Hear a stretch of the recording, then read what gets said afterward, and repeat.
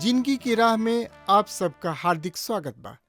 ये एगो क्रमबद्ध ढंग से बाइबल अध्ययन है और हमनी के जिंदगी खातिर एगो उपहार हवे। परमेश्वर चाहेले कि हर आदमी का जीवन पवित्र होखे, हर आदमी पाप से छुटकारा पाए ताकि दंड का भागी ना बने। एक कार्यक्रम के द्वारा हम यही दिशा में आप सबका मार्गदर्शन करतनी। तो चलें आज की कार्यक्रम के आरंभ कइल जा। दया करी प्रभु रउआ दया करे ना हो, दया करे ना भक्त करेलन को हरिया, दया करे ना भक्त करेलन को हरिया, दया करे ना। दया करी प्रभु रउआ दया करे ना हो, दया करे ना। दया करी प्रभु रउआ दया करे ना हो, दया करे ना भक्त करेलन को हरिया, दया करे ना भक्त करेलन को हरिया, दया करे ना।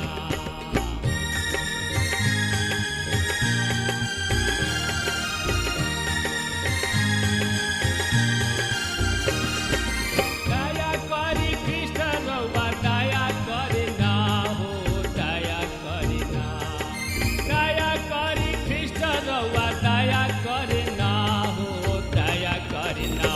पापी करेलन बिनतिया, दया करे ना। पापी करेलन बिनतिया, दया करे ना।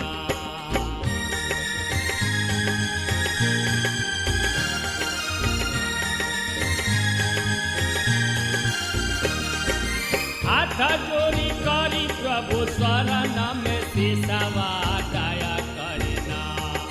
हाथ जोड़ी करी प्रभु चरण में सिसवा, दया करे ना। सेवक मांगेलन वरदनवा, दया करे ना।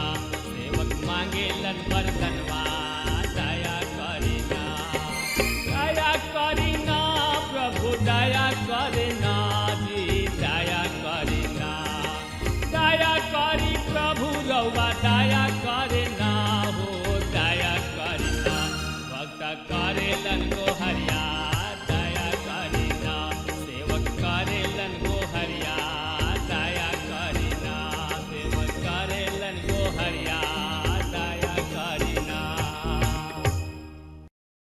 पिछला संदेश में हमनी के सुनले रहें जा सहभागिता के बारे में, और आज हमनी के देखे के और ये अध्याय के मुख्य विषय है प्रभु के वकालत।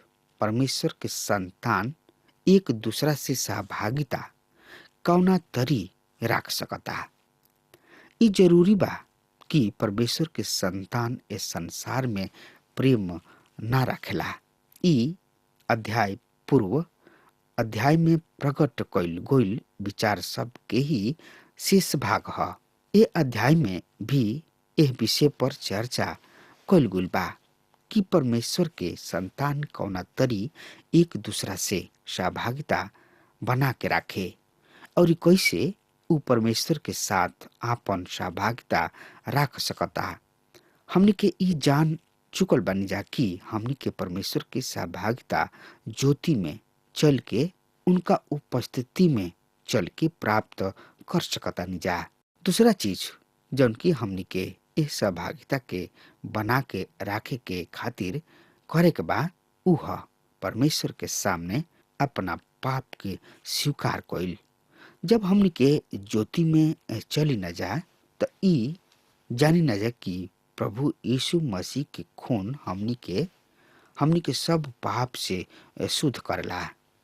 पर साथ ही हमनी के ई भी जानी न जा कि हमनी के जिंदगी में त्रुटि सब पावल जाला और हमनी के ए त्रुटि सब के परमेश्वर के सामने स्वीकार करे के बा। दूसरा अध्याय के विषय वस्तु है प्रभु यीशु मसीह के हमनी के पक्ष समर्थन, या एकरा के दूसरा शब्द में कहल जाओ वकालत। ए अध्याय के पिछला और पहला अध्याय के उपसहार कहल जा सकता, जहाँ यूहन्ना ई कहताने त का कहताने एकरा बारे में जानकारी खातिर रुआ आपन पवित्र शास्त्र बाइबल निकाल ली और ओह में देखी। श्रोता मित्र भाई बहन, पहला यूहन्ना 1 अध्याय के 5 पद, जवन सुसमाचार उनका से हम सुननी। ई सुसमाचार का ह? ई सुसमाचार परमेश्वर के अनुग्रह के उ सुसमाचार जेकरा द्वारा पाप ग्रसित आदमी प्रभु यीशु मसीह पर विश्वास ले आके परमेश्वर के राज में प्रवेश कर सकता, और प्रभु यीशु मसीह के राज उनकर राज के वारिस बन सकता। परमेश्वर पिता के साथ हमनी के ई संबंध सर्वाधिक महत्वपूर्ण बा। प्रभु यीशु मसीह के समर्थन द्वारा परमेश्वर के साथ सहभागिता।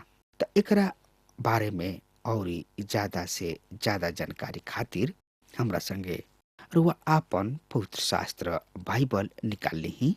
पहला यूहन्ना 2 अध्याय 1 पद एह तरी से बता रहल बा, हे बालक सब, हम ई बात तोहनी लोग के ऐसे लिखतानी कि तोहनी लोग पाप में मत पड़ी जा, और यदि केहू पाप करे त पिता किने हमार एगो सहायक बाणे, अर्थात धर्मी प्रभु यीशु मसीह। हाँ प्रिय श्रोता मित्र भाई बहन, ई बालक लोग, हम ई बात तोहनी लोग के लिखतानी कि तोहनी लोग पाप मत कर जा। यूहन्ना ई बात हमनी के लिखताणे और समझावताणे, बुझावताणे, काहे कि परमेश्वर ना चाहेलन कि उनकर संतान कोनो पाप करे। परमेश्वर ना चाहेलन कि केहू हमार बेटा बेटी पाप में फसल रहे। यद्यपि परमेश्वर ई प्रचुर और पर्याप्त व्यवस्था कइले बाणे कि हमनी के पाप ना करी जा, पर हमनी के त्रुटि सब के कारण उनका व्यवस्था में हमनी के प्रवेश अपूर्ण बा। यहाँ ई ध्यान देवे के बा और दिहल जरूरी बा कि यूहन्ना ई नैखन कहत कि हमके पाप नखिजा करत, पर यूहन्ना ई लिखताणे कि तोहनी लोग पाप मत कर। परमेश्वर हमनी के एह रीति से चलावे चाहेलन जौन कि उनका भला लागेला। उ चाहेलन कि हमनी के उनका वचन के आज्ञाकारिता में चली जा। हमके ई याद रखे के बा कि यूहन्ना के पहला पत्री एगो पारिवारिक पत्री है। ई परमेश्वर के साथ हमनी के संबंध पर जोर डालेला। हमनी के खातिर ई जरूरी बा कि हम स्वर्गीय पिता से आपन सहभागिता बना के रखी। यहाँ पर लिखल बा, हे बालक लोग। ई संबोधन बहुत ही अर्थपूर्ण बा। हम ई बात तोहन लोग के ऐसे लिखतानी कि तोहन लोग पाप मत कर जा। मित्र, परमेश्वर ना चाहलन कि रउआ पाप में रही और रउआ पाप करी। आगे चल के हमनी के देखे के कि यूहन्ना ई लिखताणे त का लिखताणे, एकरा बारे में रउआ आपन पवित्र शास्त्र बाइबल खोल ले रही और ओकरा में देखत पढ़त और समझत बुझत चली। तो पहला यूहन्ना 5 अध्याय के 18 पद यह तरी से बता रहल बा, हम जानतानी कि जौन कुछ परमेश्वर से पैदा भइल बा उ पाप ना करला, पर जौन परमेश्वर से पैदा भइल बा उ ओकरा के बचा के रखेला और उ दुष्ट ओकरा के छुए ना पावेला। अर्थात जौन कुछ परमेश्वर से पैदा भइल बा उ पाप के अनुसार ना चलेला।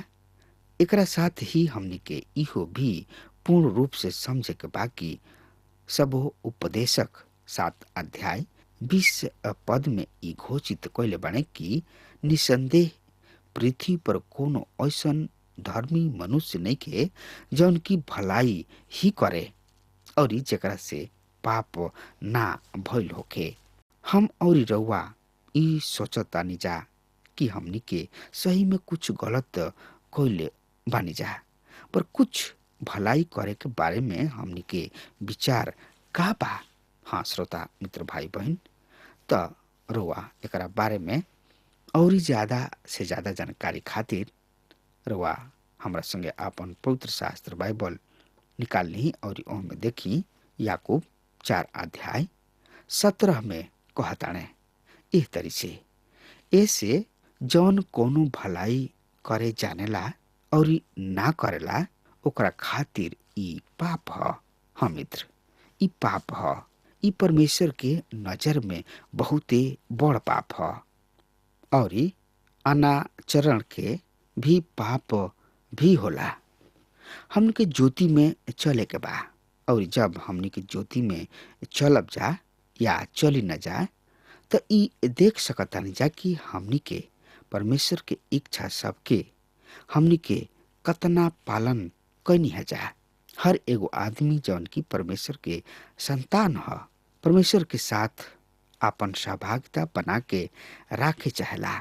फिर भी अपना आप में हमनी के ई जानी न जा कि हमनी के ओह जिंदगी से कतना दूर बानी जा जौना तरीके जिंदगी हमनी के होखे के चाही। पाप हमनी के जिंदगी में पावल जाला, और पाप चाहे कतनो भी छोट काहे ना होके परमेश्वर के साथ हमनी के संपर्क के तूर देला। मित्र, हमनी में से अनेक आदमी इस तरीके जिंदगी बितावला जौना में ऊ लगातार परमेश्वर के आज्ञा सबके उल्लंघन करेला। फिर भी ऊ ई आश्चर्य करेला कि उन्हें परमेश्वर के सहभागिता प्राप्त काहे नइखे हो पा रहल। उन्हें ई स्वीकार करे के जरूरी बा कि पाप सहभागिता भंग होखे के कारण ह। लेकिन फिर भी हम के बचाव के आशा खत्म ना होला, काहे कि अगला ही पद में यूहन्ना ई व्यक्त कर रहल बाणे कि यदि केहू पाप करे तो पिता के पास हमनी के एगो सहायक बा, अर्थात धार्मिक प्रभु यीशु मसीह। यहाँ ई ध्यान देवे के बहुत ही जरूरी बा कि यूहन्ना ई कहताणे कि पिता के पास हमनी के एगो सहायक बने। यूहन्ना यहाँ एगो व्यक्तिगत शब्द परमेश्वर के प्रयोग ना करेला, काहे कि यद्यपि हम सब केहू पाप कैले बानी जा, तब ऊ हमनी के पिता हमें। अतः हमनी के एह बात के समझे के बा कि हमनी के मुक्ति प्रभु यीशु मसीह और उनका ओह कार्य पर जौन की ऊ हमनी खातिर पूरा कइलन निर्भर करता। प्रभु यीशु मसीह हमनी के मुक्ति के खातिर जौन जरूरी रहे ओकरा के पूरा कर दिहले। फिर भी अगर हम और रउआ उनका साथ आपन सहभागिता राखे जा रहल बनी जा तो हमनी के कुछ और बात के भी समझे के बुझे के बहुत ही जरूरी बा। यदि कोनो पाप करे तो पिता के पास हमनी के एगो सहायक बाणे। ई सहायक के ह जानतनी? ई सहायक के ह? ई सहायक धर्मी प्रभु यीशु मसीह जी हमें। सहायक सहायक शब्द के अर्थ यहाँ संतावना दाता या धीरज अर्थात हमनी के शांति प्रदान करे वाला संतावना देवे वाला से ह। दूसरा शब्द में ई कहल जा सकता कि एकर अर्थ वो आदमी से बा जौन की हर आवश्यकता के समय, हर दुख और कष्ट के समय पाप के साथ होला, राउर सहायता करला। हमनी के स्वर्गीय पिता अद्भुत हमें और वो हमनी के मुक्ति के आशा हमनी के पाप के बावजूद खोए ना देले। पर ई शैतान ना चाहेला कि हमनी के मुक्ति मोक्ष प्राप्त हो सके। शैतान हमनी पर दोष लगावत रहेला। प्रकाशित वाक्य 12 अध्याय 10 ई बतावता कि शैतान दिन और रात हमनी के परमेश्वर के सामने हमनी पर दोष लगावत रहेला। याद राखी कि ऊ अय्यूब पर कौना तरी दोष लगौले रहन, पर आज जब हमनी के साथ ऐसन होला त तब प्रभु यीशु मसीह हमनी के सहायक बन के सदैव हमनी के साथ रहलन। उ हमनी के पाप सब के खातिर मुअले। शैतान हमनी पर दोष लगावेला। दोष लगावे वाला आपन कोनो अवसर न गवावेला, पर हमनी के बचावे वाला उनका से अधिक महान हवे। और उ महान जानतानी के हवे? प्रभु यीशु मसीह। पहला यूहन्ना 2 अध्याय के 2 पद ए तरी से बखान करता, और उहमे हमनी के पाप सब के प्रायश्चित ह, और केवल हमनी के ना बल्कि सब जगत के पाप सब के भी। हाँ मित्र, और उहमे हमनी के पाप के प्रायश्चित ह। यहाँ प्रायश्चित के अर्थ का ह? जानतानी का ह? हरजाना दिहल, अर्थात हमके पाप के हरजाना प्रभु यीशु मसीह आपन दुख भोग के द्वारा दिहले। प्रभु यीशु मसीह हमनी के सहायक हवे। उ पिता और हमनी के बीच बिचवई करले। उ हमनी के प्रायश्चित ह। हाँ श्रोता मित्र भाई बहन, ई ध्यान देवे जोग बा कि यूहन्ना ई ना कहलन कि यदि कोनो पछताप करे, हमनी के सहायक हमनी के साथ बाणे। यदि हमनी के पाप के ना स्वीकारी जा, तब वो हमनी के सहायक हवे। दूसरा शब्द में कहल जाओ श्रोता मित्र भाई बहन, उ हमनी के सहायक बनल रहेलन।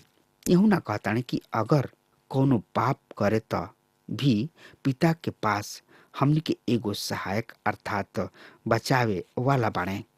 हमनी के पाप के पछताप के पहिले, ओ पल के पहिले जब हमनी के मन में कोनो कुविचार पैदा होला, ओ क्षण के पहिले जब हमनी के गलत काम करी न जा, प्रभु यीशु मसीह परमेश्वर के सामने हमनी खातिर, हमनी के सहायक के खातिर हाजिर रहलन।